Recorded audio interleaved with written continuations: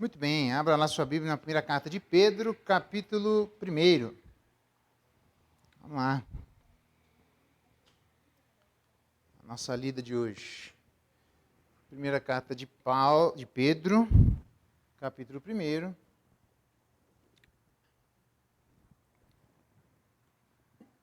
Só lembrando então aos irmãos que a partir de...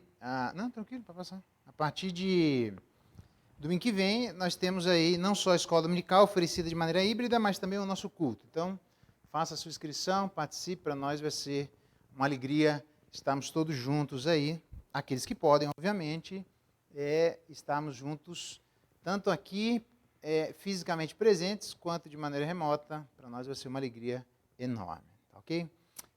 Primeira carta de Pedro, capítulo 1, verso 22 em diante.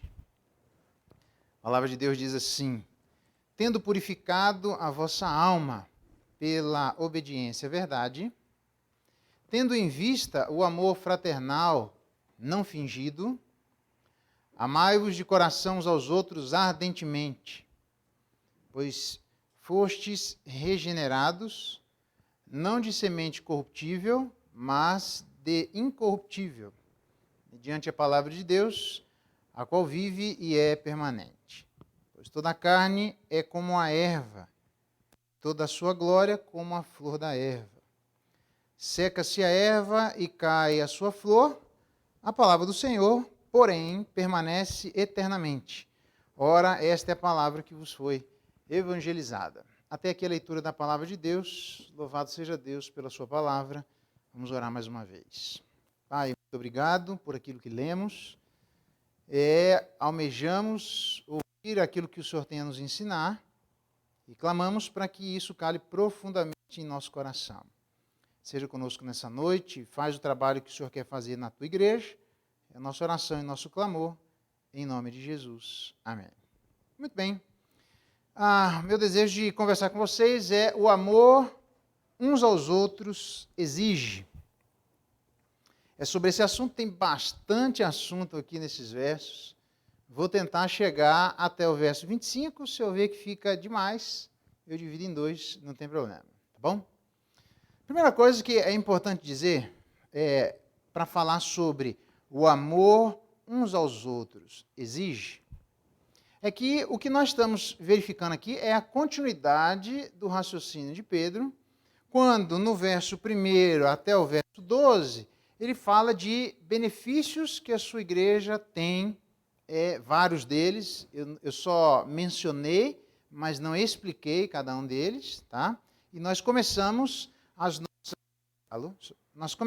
nossas reflexões a partir do verso 13, onde ele falou sobre esperança, nós meditamos e refletimos sobre isso. Depois, a partir do verso 14 até o verso 16, ele fala sobre santidade. Nós refletimos sobre isso, já que os benefícios nos foram dados. Espera-se que haja esperança, espera-se que haja purificação. Verso 17 até o verso 21, nós vimos, espera-se que haja temor durante o tempo da vossa peregrinação, portai-vos com temor.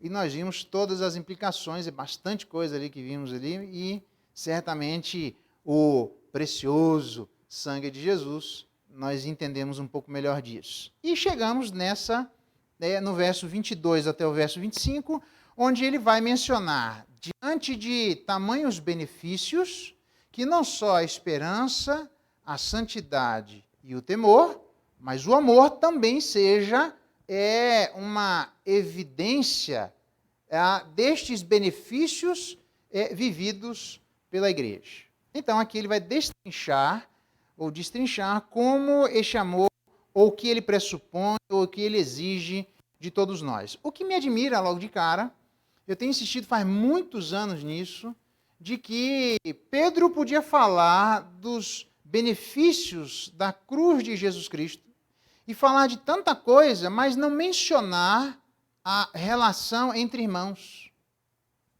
Não mencionar o amor entre irmãos.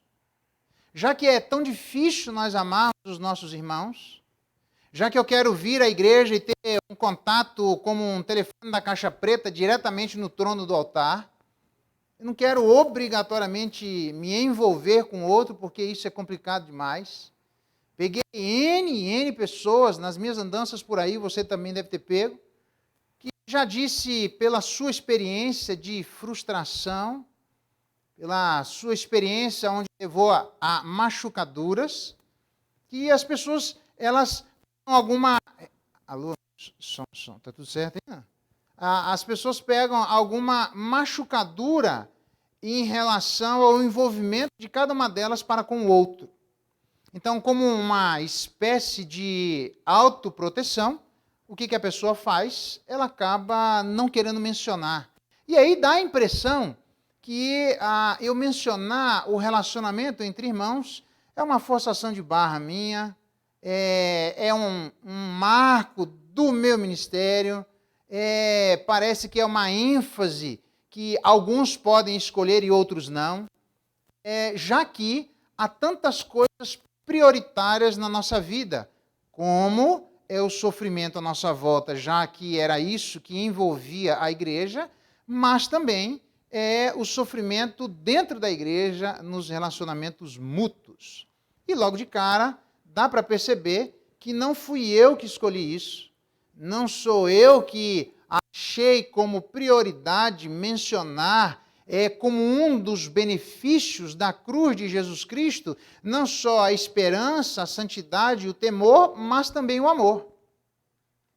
Não tem nada a ver comigo, por alguma razão que Pedro achou interessante no seu recorte em pessoas que estavam sofrendo, levar consolo a cada uma delas e mencionar a importância que existe para reagirmos de maneira adequada diante do benefício que recebemos, nos relacionarmos adequadamente com os nossos irmãos. Então, essa tem nada a ver com uma questão minha. E aqui ele vai falar sobre detalhes, o qual eu espero que certamente na época isso resolvia, ou pelo menos era um indicativo de resolver uma crise de comunhão na igreja, como também... Tá tudo bem? Posso continuar? Tá, os caras estão andando de lá para cá, dali para lá, né? Fico até com medo, assim. O outro fez assim, né? Deve ser para ir andando, né? Então, eu fico imaginar que uma das maneiras de resolver uma possível crise de comunhão na igreja é aquilo que Pedro está mencionando.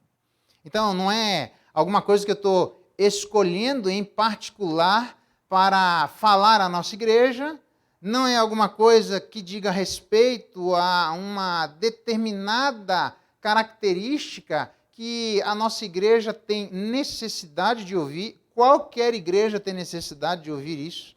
Não é algo que, pelo meu discernimento pastoral, vejo que especificamente essa igreja vai poder viver, porque qualquer que seja o discernimento pastoral, qualquer igreja que se diga igreja, se entendeu a morte de Jesus Cristo por ele, vai ter que, entre outras coisas, viver o amor entre os irmãos. Então, quem não fala é que para mim é estranho. Não dá para a gente viver um cristianismo totalmente ligado no céu e totalmente desligado na terra. Não dá para viver um cristianismo onde a gente se concentre na cruz de Jesus Cristo e se desconcentre nas necessidades dos irmãos, ou se desconcentre no vínculo dos nossos irmãos. Queremos um vínculo celestial, mas queremos um desvínculo terreno. Uma coisa obrigatoriamente está ligada à outra. Então eu espero, sinceramente, que aqui ou em qualquer lugar, se você é alguém que nos visita aí pela internet, repense a sua história e o seu cristianismo à luz do que nós vamos ouvir sobre o amor uns aos outros. Exige que seja especialmente fraternalmente e sinceramente. Está aí o que ele diz a partir do verso 22. Tendo em vista o amor fraternal não fingido. Amor fraternal aqui, ele não está pensando no amor entre marido e mulher, ele não está pensando no amor entre pais e filhos, ele não está pensando na nossa relação de crentes com descrentes, ele não está pensando na relação do pastor com a igreja, tem nada a ver com a relação da liderança, liderado, liderado, liderança. Aqui não. Aqui o que Pedro está mencionando como um dos frutos, já que nós experimentamos os benefícios da cruz de Cristo, que foram mencionados do capítulo 1, do verso 1 até o verso 13, a partir daqui um dos benefícios é que o amor seja um amor fraterno, um amor entre irmãos. Não é um amor sexual, é um amor fraterno. A palavra é fraterno. Na verdade, amor fraternal é a junção de dois termos, Filadelfia, que é filéu ou filos, amado, e adelfós, irmãos. Então, a Filadelfia é o amor entre irmãos. A nossa relação de irmãos em Cristo Jesus. O apóstolo está dizendo, em últimas palavras, que em meio ao sofrimento em que a igreja se encontrava, e era grande, e a gente vai ver que não somente ele, em circunstâncias onde não se conhecia exatamente o irmão, já que nós estamos falando da igreja da diáspora, onde as pessoas se encontravam em determinado tempo e período do ano para poder oferecer sacrifícios a Deus. O irmão que está falando a respeito desses judeus da diáspora, mencionado no capítulo 1 em diante, sobre a necessidade que existe de relacionamento entre irmãos. Que, num certo sentido, não tem nada a ver sobre o quanto eu conheço ou desconheço, mas pelo fato de nós e nossos irmãos estarmos ligados na videira verdadeira. Se estamos ligados na videira verdadeira, independentemente da relação que eu e você temos de proximidade ou não, ele começa a mencionar que aqui deve existir um amor fraterno não fingido. Uma Filadelfia, até a igreja da Filadélfia, né, que a gente fala aí, que seria a igreja dos irmãos. Essa relação de amor fraterno, ela é tão perigosa de ser negligenciada para uma vida salubre espiritual, que ela é mencionada pelo próprio Senhor Jesus Cristo, falando e acusando os fariseus, dizendo assim: ai de vós, fariseus, porque dais o dízimo da hortelã e da arruda e de todas as hortaliças e desprezais a justiça e o amor de Deus. Olha só que interessante. Desprezar o amor de Deus é farisaísmo. E desprezar que o amor de Deus deve afetar diretamente a Filadelfia é farisaísmo. E ele, portanto, diz, o próprio Jesus Cristo, da importância da relação do amor uns aos outros: nisto conhecerão que sois meus discípulos, se tiverdes amor uns aos outros. Às vezes a gente fica tentando demonstrar de tantas maneiras que somos filhos de Deus, que nos esquecemos que uma das maneiras legítimas e obrigatórias de cada um dos filhos de Deus é que, à medida do nosso tratamento interpessoal com aqueles que professam o nome do nosso Senhor Jesus Cristo como o único e suficiente Salvador da vida deles, que são irmãos em Jesus Cristo, a gente se esquece que, ao tratarmos os nossos irmãos dessa forma, isso traz uma reverberação tão grande que lá fora as pessoas vão reconhecer quem Deus é, se nós nos amarmos uns aos outros. Paulo vai chegar a dizer que a esperança não confunde, porque o amor de Deus foi derramado em nossos corações pelo Espírito Santo, que nos foi outorgado. Existe uma necessidade premente de amor fraterno, independentemente das circunstâncias fora de nós ou independentemente das circunstâncias dentro de nós. Aqui nós já começamos a ter problema. Porque eu ainda não defini, mas deixa eu definir só para você entender, porque amor pode significar qualquer coisa. Mas, no mínimo, pensa aí um minuto sobre um significado da palavra amar. Amar do ponto de vista bíblico. Eu posso dizer que quem ama, do ponto de vista bíblico, trabalha para estar junto. Quem ama, dá a vida para estar junto. Porque se nós dissermos que é possível eu amar o meu irmão, Embora eu sei que existam graus de amizades, Paulo tinha 12, dos 12 tinha 3, dos 3 tinha 1. É assim a vida. Há pessoas mais próximas de nós e há pessoas mais distantes de nós. Mas jamais devemos nos esquecer que são nossos irmãos e eu e você precisamos aprender a dar a vida para estarmos juntos. Independente se eles querem ou não, tem a ver com o nosso querer em relação a eles e não o querer deles em relação a nós. Eu estou aqui trabalhando a definição de amor, só para a gente prosseguir. Porque se não for isso, significa que Deus nos ama, mas ele fala assim, ó, você pode ficar em qualquer lugar da face da terra, menos comigo, porque eu não quero olhar na sua cara. Deus, quando nos ama, nós estávamos mortos nos nossos delitos e pecados. Não tem nada a ver com a nossa reação. Não tem nada a ver com a nossa postura de aceitação. Tem nada a ver com uma iniciativa primeiro nossa. Tem nada a ver com o fato de não querermos, como eu estou cansado de ouvir nas minhas andanças por aí, as pessoas dizerem, mas pastor, o que é que eu faço quando os outros não querem? Eu aqui te pergunto, o que é que Deus fez quando nós estávamos mortos? Um morto não quer, um morto não vê, um morto não cheira, um morto não sente, um morto não tem vontade. Um morto, na verdade, trabalha como morto, com obras mortas, com obras falidas, trabalha contra Deus, fala mal de Deus, odeia Deus. Então, a resposta à pergunta, aqueles que querem dizer o que é que eu faço quando eu quero amar o meu irmão, que é trabalhar para estar junto quando ele não quer, é a mesma resposta que nós damos à pergunta o que é que Deus fez para nos amar, para estar junto conosco, quando eu e você também não queríamos. E mesmo depois de salvos pela graça, e isso não vem de nós, é dom de Deus, não vem de obras para que ninguém se glorie, ainda na nossa caminhada de maturidade, de purificação, onde a glorificação ainda vai chegar, existe ainda momentos que nós continuamos a não querer Deus. Se não fosse assim, não haveria necessidade de Jesus Cristo interceder dia após dia, mesmo depois da sua morte e ressurreição, pela vida dos seus, como diz Hebreus capítulo 9. Então, me parece que é uma definição legítima. Não me interessa o que os outros querem. Me interessa, segundo Pedro, aquilo que eu e você precisamos querer, que é amar os nossos irmãos. Traduzindo, trabalhar para estarmos juntos deles e eles juntos de nós. Ele mesmo disse, Jesus Cristo, eu vou para preparar morada para vocês, para que onde eu esteja, vocês também estejam junto comigo. Então, ele morreu. Ele viveu a morte para pagar a penalidade dos nossos pecados, para que nós vivêssemos com Ele. E aí a gente cansa de dizer, Deus nos ama.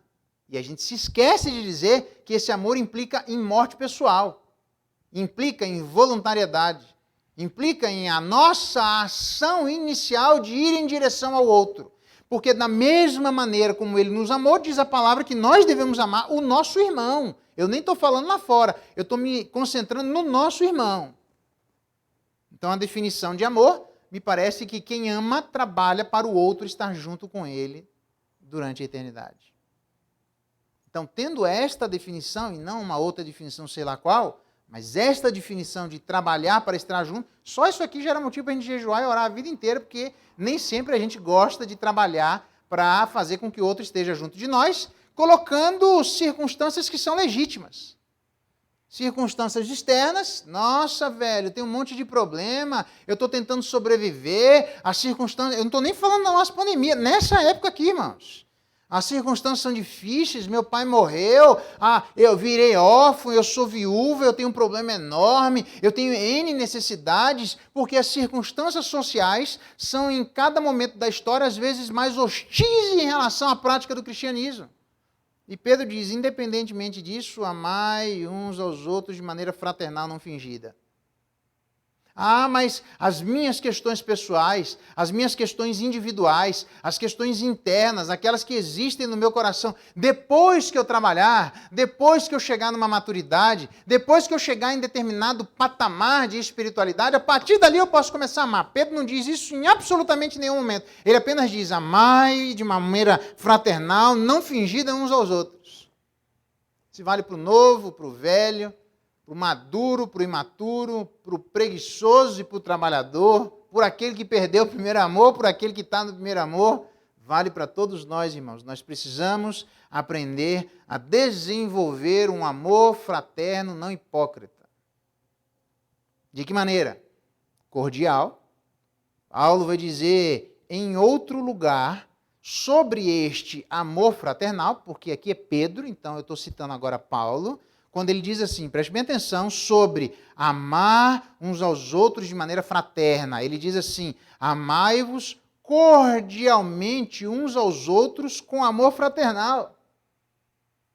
Significa que, de acordo com Paulo, o amor fraterno ele deve ser desenvolvido e desenrolado de maneira cordial. Cordial, que é sinônimo de amável, cordial, que é sinônimo de terno, não este terno, mas de ternura. Cordial, que é sinônimo de carinhoso.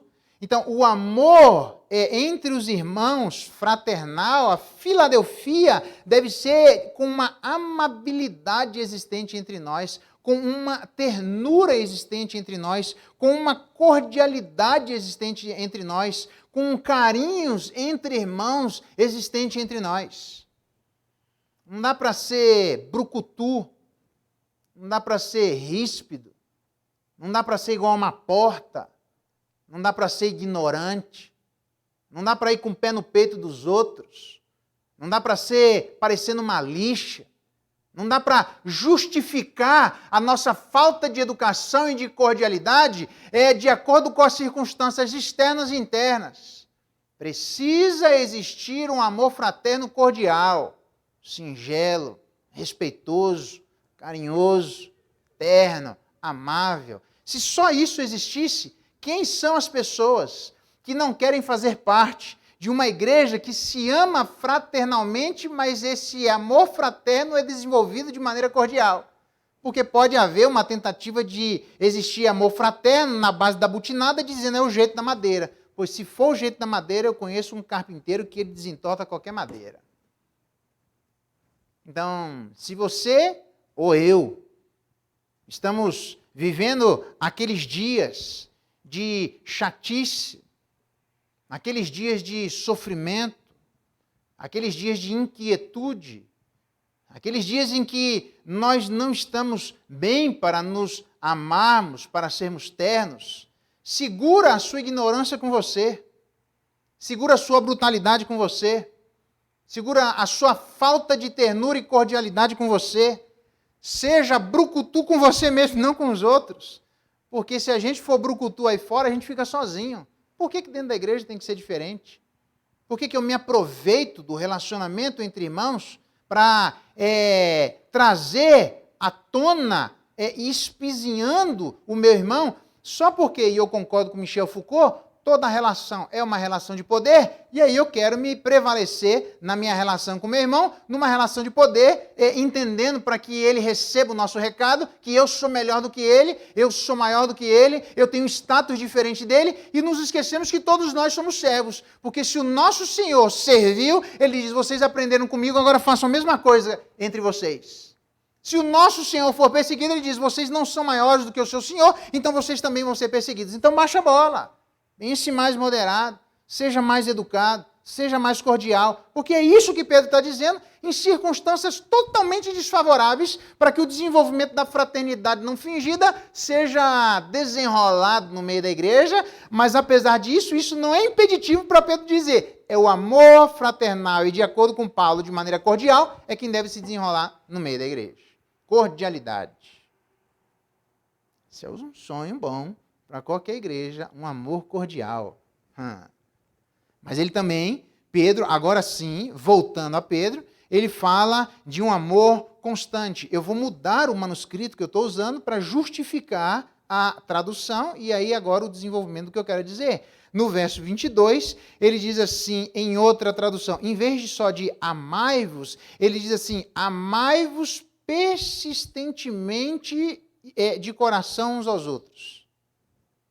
Eu vou repetir, há um outro manuscrito que diz, amai-vos persistentemente uns aos outros de coração. O que significa que o amor ele deveria ser cordial, mas ele também deveria, o amor fraterno, ser constante. Não é uma escolha de tipo um curso de primavera. Não é escolha quando nós não temos a escola dominical no meio do ano, e aí nós temos a escola dominical de inverno, que você vai dizer assim, eu vou exercer o amor fraterno porque é o amor fraterno de inverno e depois o amor fraterno de verão. Como se fosse possível que os nossos chakras estivessem fechados em outros meses ou em outros tempos do ano. Não tem jeito, não tem chakra nenhum, irmão. Não tem chakra, nem fazenda, nem chakra, não tem nada. Tem que amar todo dia, irmão.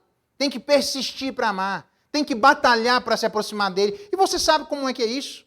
Sabe como é difícil nas nossas relações pessoais, entre irmãos, onde há momentos que nós queremos desistir. Há momentos que nós não queremos nos aproximar. Há momentos em que aquela definição de amor, que é trabalhar para estar junto, que nós queremos qualquer coisa menos isso. Nós até queremos ir para o céu juntos, desde que ele mora numa esquina e eu na outra. E de preferência que a gente não passe na mesma rua. E você acha que não tem gente no meio da igreja fazendo isso? Especialmente em momentos como esse, eu estou tirando o campo da legitimidade e entrando no campo da ilegitimidade. Porque tem gente que está se aproveitando em circunstâncias de necessidade limitada de isolamento social, aproveitando-se para externalizar a maldade que existe dentro do seu coração, onde não há o desejo de amar e trabalhar para estar junto constantemente de seus irmãos, numa suposta justificativa, onde nós encontramos fora de nós e dentro de nós todas as razões possíveis para nós não insistirmos para estarmos ao lado de nossos irmãos. Eu disse que eu estou tirando o campo da legitimidade fora da argumentação. É preciso persistir. Do mesmo jeito que a vida cristã precisa ter perseverança, no amor entre irmãos, não fingido, tem que ter perseverança. Não dá para na vida cristã, hoje eu ser um cristão, amanhã não, hoje cristão, amanhã não, hoje sim, amanhã não. Tem que ser um cristão. Não dá para no amor entre os irmãos, hoje eu amo, amanhã não, hoje é inverno, amanhã está chovendo, hoje é verão, eu vou amar só no mês de janeiro, fevereiro não, um mês sim, um mês não. Não tem jeito, tem que exercer todos os dias.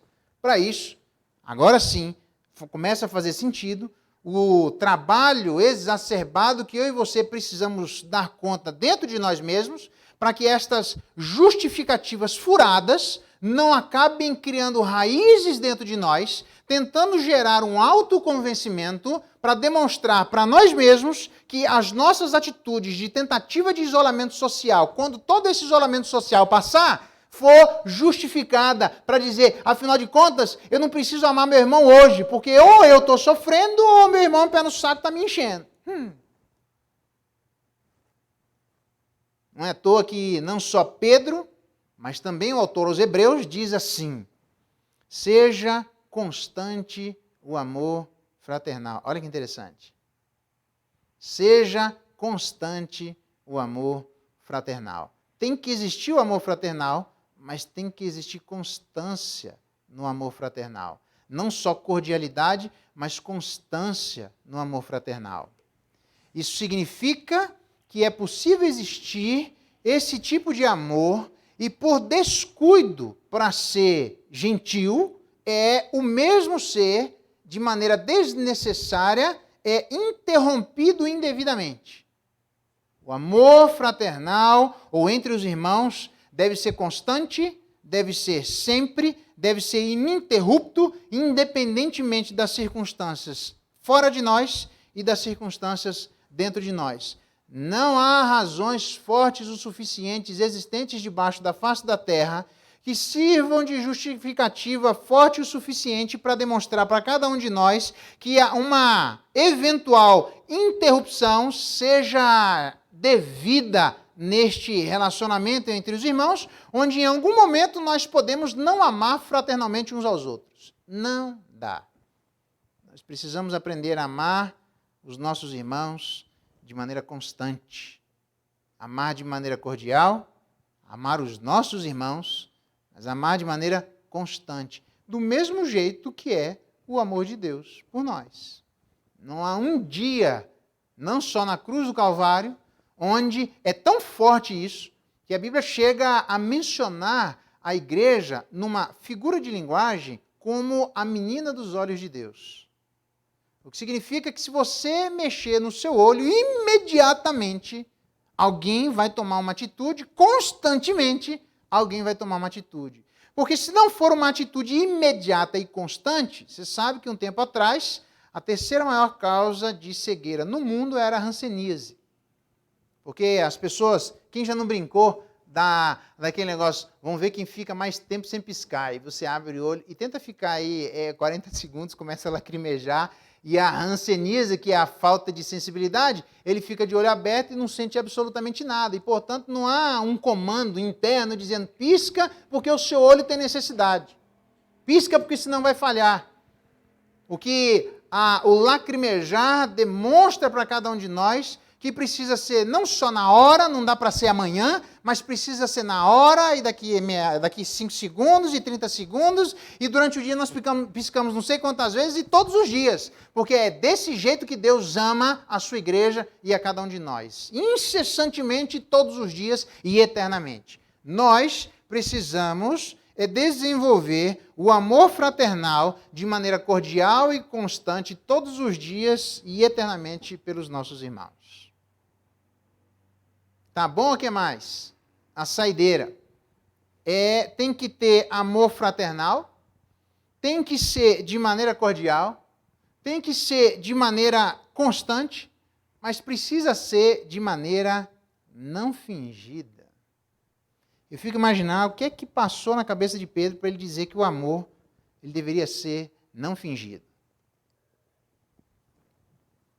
Parece que a hipocrisia, a palavra literalmente aqui, para não fingido, é não hipócrita. Sincero. A hipocrisia é tão perigosa que ela encobre a ausência de amor fraternal e acaba envenenando a nossa relação com Deus e a nossa relação com os nossos irmãos. Lucas, por exemplo, registra a advertência de Jesus Cristo em relação à hipocrisia.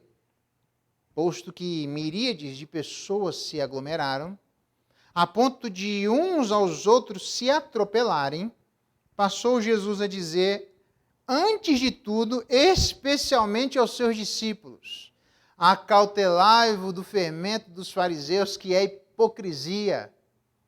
Uma hipocrisia que, de acordo com Jesus Cristo, parece um fermento porque ela tem a capacidade de contaminar.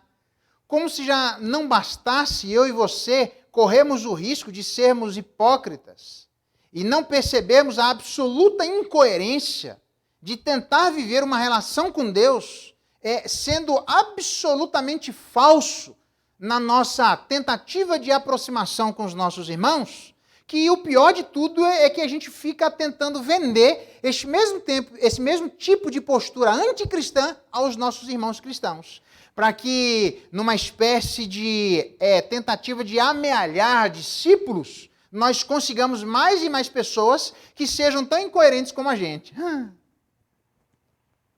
A gente precisa aprender a parar, e este tipo de fermento, sim, em nenhum lugar a Bíblia diz que o reino dos céus é semelhante a uma mulher que pegou um pouco de fermento e escondeu em 3 medidas de farinha até ficar tudo levedado, e ele não diz que o levedamento daquilo ali é fruto da ação do fermento naquela massa, que é uma exemplificação do estado do nosso coração, teria condições de resistir à influência e à penetração do reino de Deus em todas as áreas do nosso coração humano. Ali não.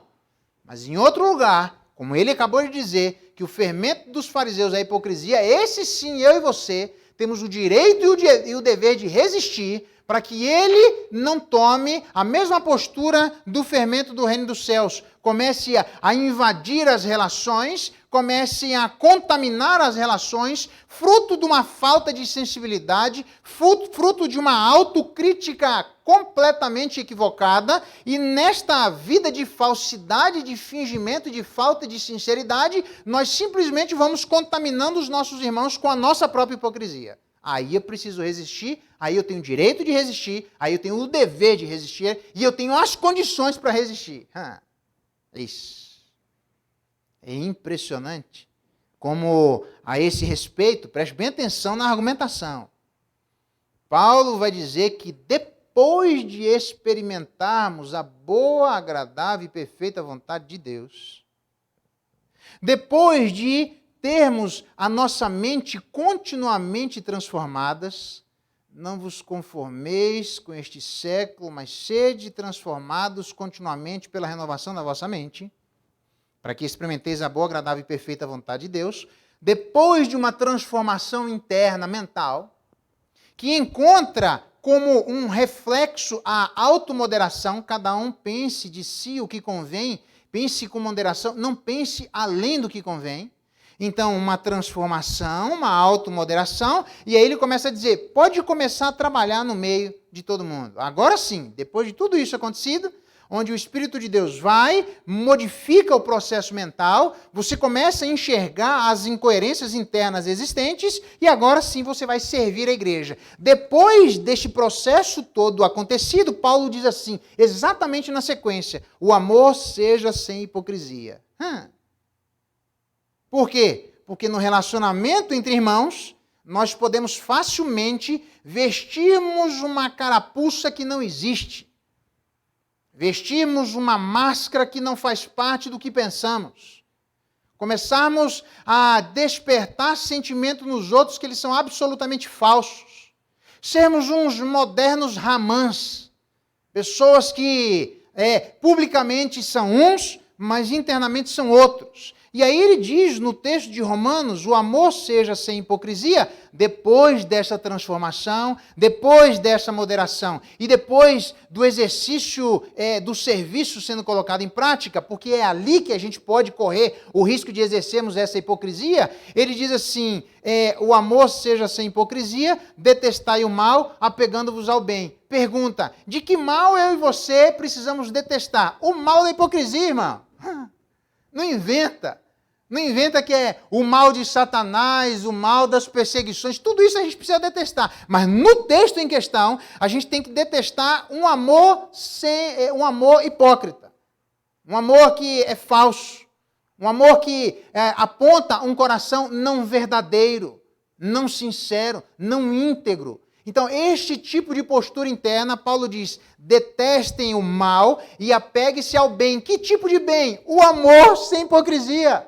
O amor verdadeiro, o amor onde a gente se desnuda perante o outro internamente, um amor onde há uma facilidade de comunhão e de comunicação, um amor onde há uma briga interna pelas nossas disposições erradas, de queremos tentar se utilizar de argumentações absolutamente frágeis e espúrias para tentar vestir uma máscara, para sustentar uma postura mental incoerente, onde nós queremos uma relação com Deus aberta, verdadeira, ligada no trono da graça, mas uma relação com os irmãos absolutamente distante, onde eu não estou nem aí com a vida dele, onde eu odeio a vida de meu irmão, mas eu não quero manifestar para não pegar mal.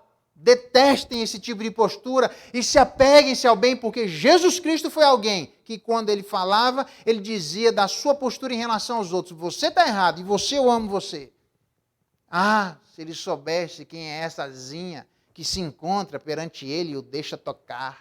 Ele disse, pois é, meu irmão, você está falando dessazinha aí, mas desde que eu entrei, você não me deu nem água. E ela, com as lágrimas, me enxuga os pés com seus cabelos. Você nem se aproxima de mim. E ela derramou um vaso de alabastro perante mim. Você não me valoriza, mas essa mulher me valoriza. Então, antes de você dizer dessazinha, eu digo de vocêzinho. O amor entre os irmãos precisa ser um amor verdadeiro, não fingido. Porque nós corremos o risco de, nas relações entre irmãos, tentar levantar estas justificativas supostamente plausíveis para sustentar uma vida de incoerência, para não demonstrar que nós somos hipócritas e falsos. Na verdade, Paulo vai se utilizar ao apresentar as suas credenciais. Preste bem atenção na credencial apostólica. Não só a credencial apostólica, mas preste atenção naquilo que existe do apóstolo Paulo, mencionando o contexto das credenciais apostólicas. A gente sabe que entre Paulo e os cristãos de Corinto havia uma dificuldade de relacionamento por parte dos coríntios. Entre outras coisas, não queriam reconhecer a autoridade apostólica de Paulo. E ele diz assim: pelo contrário, em tudo recomendando-nos a nós mesmos como ministros de Deus. De que maneira que Paulo se recomenda à igreja como ministro de Deus? E agora ele apresenta as qualificações. Eu sou muito paciente, afligido, nas privações, angústia, só pancada, açoites, prisões, tumultos, trabalhos nas vigílias, nos jejuns, só pancada. E aí ele começa, na pureza, todas as circunstâncias de sofrimento, mas ele diz, na pureza, no saber, na longanimidade, na bondade, no Espírito Santo, agora sim, porque uma das ações do reflexo do fruto do Espírito Santo na vida de alguém qual é? Mas o fruto do Espírito é amor. Não é amor fingido, é amor verdadeiro. E Paulo diz, minha credencial, no Espírito Santo, no amor não fingido. Porque Paulo diz que ele amava a igreja a despeito de todas as circunstâncias, onde o próprio Jesus Cristo disse que, Paulo, você vai aprender o quanto importa sofrer pelo meu nome. E Paulo diz isso, que ele perseguiu a igreja de Jesus Cristo. Isso pesava e ele trabalhava. Eu, dos pecadores, era o principal. E a despeito de todos os sofrimentos, dos açoites, das perseguições, das angústias, das aflições, dos cerceamentos, ele diz, eu fui puro e eu amei de maneira clara e verdadeira os irmãos. Nada destas circunstâncias foram fortes o suficientes para levantar na vida de Paulo uma postura, não em relação a Deus, mas uma postura de falsidade em relação aos irmãos. Embora ele estivesse supostamente nesses sofrimentos e circunstâncias terrenas, todas as justificativas que qualquer um de nós, por muito menos do que isso, gostaríamos de ter para sacar do bolso numa espécie de truco espiritual dizendo, eu não amo, mas eu estou sofrendo. Não amo, mas afinal de contas meu irmão é... Não amo, mas também numa sociedade como essa, quem é que ama? Não amo, mas existem N dificuldades. Eu não amo? Mas se o senhor soubesse e estivesse no meu lugar, o senhor ia pensar 2 ou 3 vezes se a circunstância de amar seria fácil assim. Para você é fácil falar porque não está no meu lugar. E eu nem estou no lugar de Paulo, também não estou no lugar de Pedro, mas também não estou no lugar de Jesus Cristo. Todos eles insistentemente dizem a mesma coisa. Nós precisamos exercer um amor de Filadelfia entre os irmãos, não fingido. Larga a mão de ser hipócrita, irmão. Se enxerga, se olha no espelho. E isso eu estou dizendo para vocês? Não, eu estou dizendo para mim. Porque tem irmãos que é fácil amar.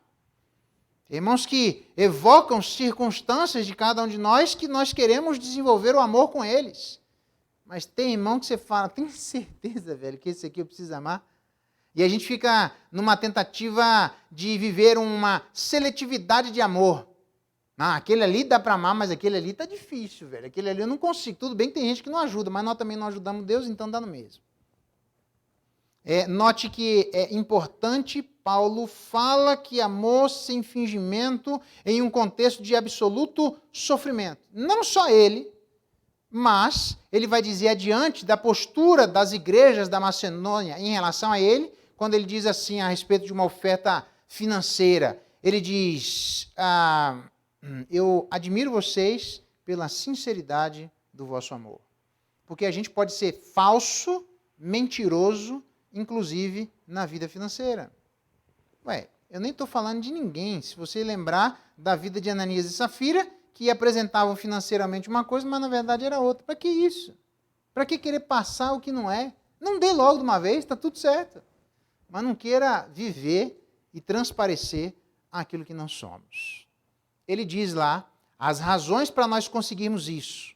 Esse amor fraternal de maneira cordial, constante e não fingida. Ele diz que só há uma possibilidade. Verso 23, pois vocês foram regenerados. Existe uma espécie de um adendo de sobrenaturalidade. Só é possível exercer a filadelfia, o amor entre os irmãos, de maneira cordial, de maneira constante e não fingida, para as pessoas que foram regeneradas. Onde houve uma semente do céu que foi plantada. Uma semente que não existe na face da terra. Ele fala da palavra de Deus, mas você vai se lembrar como a palavra de Deus foi dada. E que no Antigo Testamento, pelo dedo de Deus, ela foi escrita. Deus não tem dedo, mas é como se ele tivesse. E os 10 mandamentos foi o próprio Deus que escreveu, deu nas tábuas, desce lá e manda o povo obedecer, e Moisés manda aquilo ali para a bica do outro lado, e Deus escreve de novo com o dedo dele, e manda o povo obedecer, porque a palavra de Deus foi escrita pelo próprio Deus. Não existe esse tipo de postura e essa semente terrena. Essa semente é absolutamente celestial. E eu e você fomos regenerados, recomeçados, iniciados, dado um boot, um reset na nossa vida espiritual com essa semente que veio do céu. Isso, completamente diferente de tudo que existe na face da terra. Pois somente os regenerados por essa semente celestial é que poderão e terão condições de amar os seus irmãos de maneira cordial, de maneira constante e de maneira fingida. Porque na terra nós não seremos cordiais, seremos brutos, não seremos constantes, seremos inconstantes e não seremos sinceros, mas seremos hipócritas na relação uns com os outros.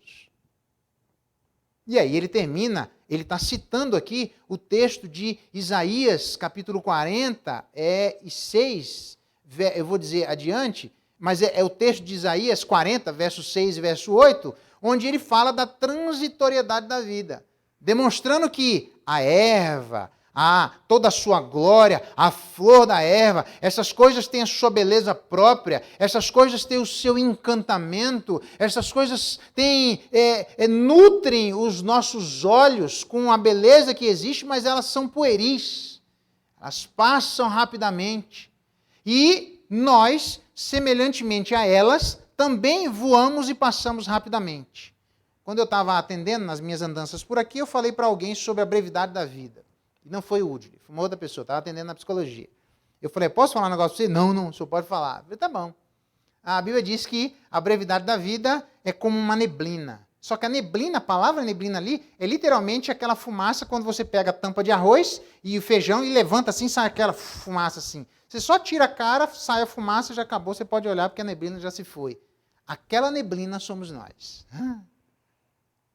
Então, nós precisamos tomar vergonha na cara, entender que a nossa vida é breve, como a erva e como a flor, a despeito da sua beleza e encantamento, que os nossos dias estão nas mãos de Deus e precisamos aprender a encontrar sabedoria para contar os nossos dias diante de Deus, pois nós não sabemos, doentes ou não, qual é o planejamento de Deus em relação aos dias em que nós viveremos aqui na Terra.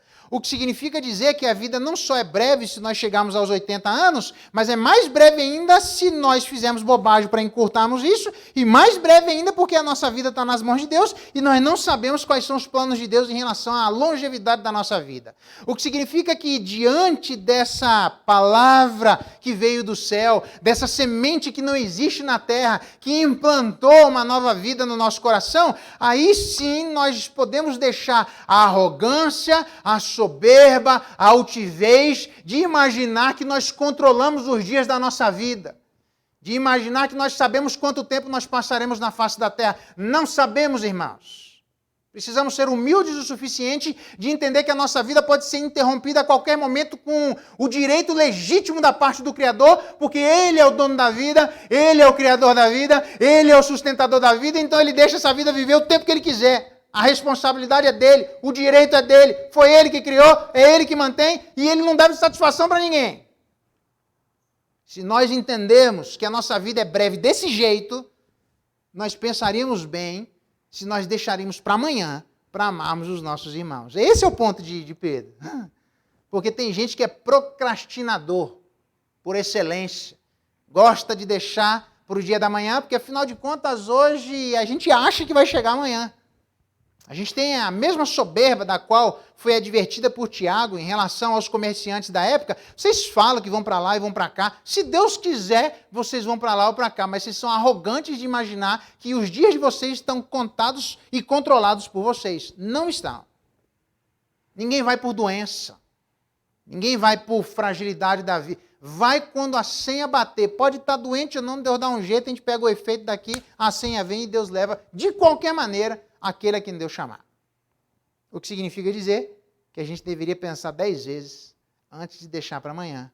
Por que é que nós estamos procrastinando a necessidade imperiosa de cada um de nós nos relacionarmos com Deus e amarmos o nosso Criador, mas da mesma forma, amarmos fraternalmente os nossos irmãos de maneira não fingida. Porque esse amor precisa ser fraternal, precisa ser cordial, precisa ser constante, mas precisa ser sincero, levando em consideração que nascemos de novo e a nossa vida, agora que nascemos e enxergamos como ela é de fato, a nossa vida é breve.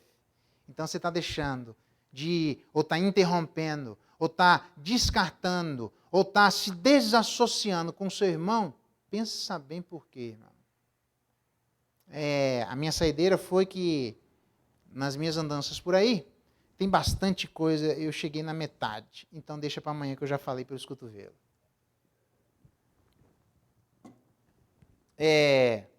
Uma guria disse assim, o pastor ligou para mim há muitos anos atrás, vai lá que a mulher, no velório, estava lá gritando, vai lá que ela está tentando desenterrar o marido.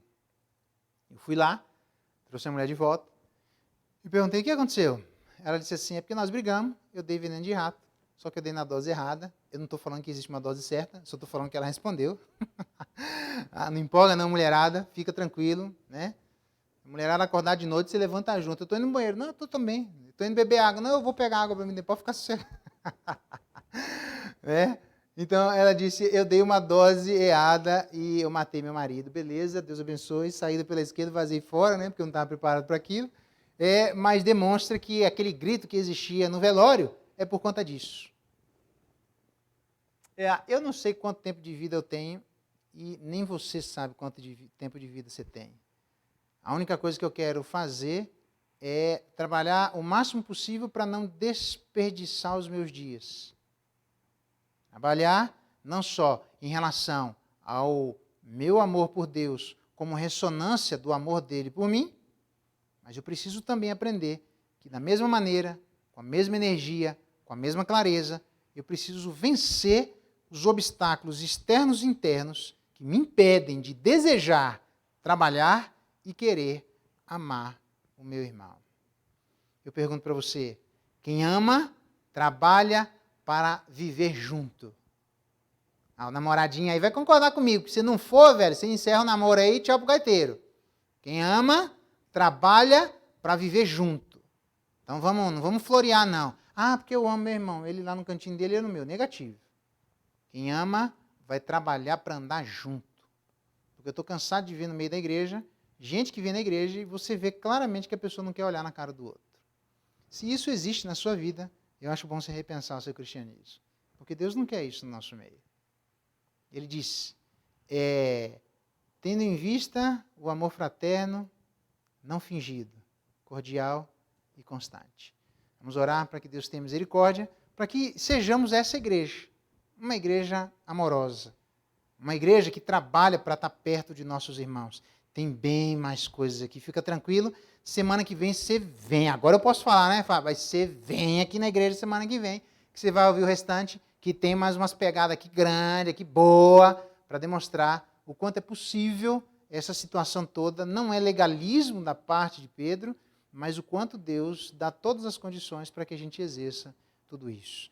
Mas repense, se você é nascido de novo, você precisa amar desse jeito. Se nós somos nascidos de novo, lembre, irmão, a vida é curta. Não adianta chegar no velório, como é meu irmão amado. Não adianta falar nada para o irmão, seu irmão não vai ouvir mais. Se a gente é crente, se tem alguma coisa para falar e fazer pelo irmão, tem que fazer em vida. Na morte, não adianta fazer mais nada, só quando nós nos encontrarmos com o nosso Senhor. Ou das duas, uma, né? você pede para Deus te levar para você encontrar seu irmão e falar o que você quer pessoalmente para ele. Aí a pessoa corre risco, eu ainda tenho muito trabalho ainda, eu vou ficar por aqui que eu tenho que pastorear as ovelhinhas de Jesus, tá bom? Mas até lá, eu espero que a gente perceba o quanto nós precisamos orar para que a Igreja Presbiteriana do Cruzeiro seja uma igreja que tenha amor fraternal não fingido, sendo um amor cordial, terno, amável, sendo um amor todos os dias. Porque tem marido e mulher que fala assim, tem dia que dá vontade de matar, né? Assim, a Luzinete nunca pensou isso, né? Ela só deseja me amar, impressionante, né? Mas, eventualmente, por aí, tem alguém que fala assim, nossa, velho, não sei nem porque eu casei com você. Tem hora que a gente sente assim dos nossos irmãos, e vão ser nesses dias que nós vamos precisar de mais ajuda para continuar amando os nossos irmãos. Não só isso, mas amar sem ser fingido. Cuidado para não viver a capa da hipocrisia, a cara da hipocrisia, amando a Deus e fingindo que ama ao nosso irmão. A gente pode fingir tantas coisas, até em oferta a gente pode fingir, né? Não queira parecer o que você não é. Não é para mim. Deus está vendo isso. Para ele não engana. Tem mais coisa para falar, mas eu vou parar por aqui, que senão a gente não para de falar. A vida é breve, irmãos. Não gaste seu tempo interrompido na relação com o seu irmão. Trabalhe para estar junto do seu irmão. Se existe alguém aqui com um relacionamento fragilizado, trabalhe para desfragilizar e fazer de tudo, porque quem ama, trabalha para estar junto. Vamos orar? Pai, obrigado pela tua palavra desafiadora, palavra que mostra que todos nós precisamos colocar as barbas de molho, palavra que aponta como o amor fraternal é necessário, é uma obrigação, é imperioso de cada um de nós viver esse tipo de amor. Se ele nos falta, em alguma medida, em qualquer um desses quesitos, ó Espírito Santo de Deus, que o Senhor nos ajude em nome de Jesus. Pai, nos perdoe quando não somos constantes, nos perdoe quando não somos verdadeiros, nos perdoe quando não somos fraternos e até mesmo quando não somos cordiais. Porque se prestarmos atenção nisso, verdadeiramente as pessoas reconhecerão que o Senhor existe quando observarem o tratamento da igreja com a igreja. Queremos ser a Igreja Presbiteriana do Cruzeiro, uma igreja amorosa. Amorosa porque ama o Senhor, amorosa porque quer levar o Evangelho adiante, mas amorosa porque quer também viver esse Evangelho naqueles que foram alcançados pelo mesmo Evangelho. Ó Pai, nós sabemos as dificuldades existentes no trabalho e nas relações entre irmãos, mas que o Senhor nos ajude que a Filadelfia exista entre nós. Um amor a Deus que seja singular, daqueles que foram regenerados. Ajuda-nos, ó Pai, a considerarmos, sermos humildes, não altivos, entendendo a brevidade da vida. E dessa forma, a necessidade de agirmos urgente para evangelizarmos, mas agirmos urgentemente para amarmos. Amarmos o nosso irmão verdadeiramente. Seja conosco, ó Pai, que o Senhor vire o rosto sobre nós, tenha misericórdia de nós, faça resplandecer o seu rosto sobre a sua igreja, a Igreja Presbiteriana do Cruzeiro, e nos dê a paz. É a nossa oração e nosso clamor, em nome de Jesus. Amém.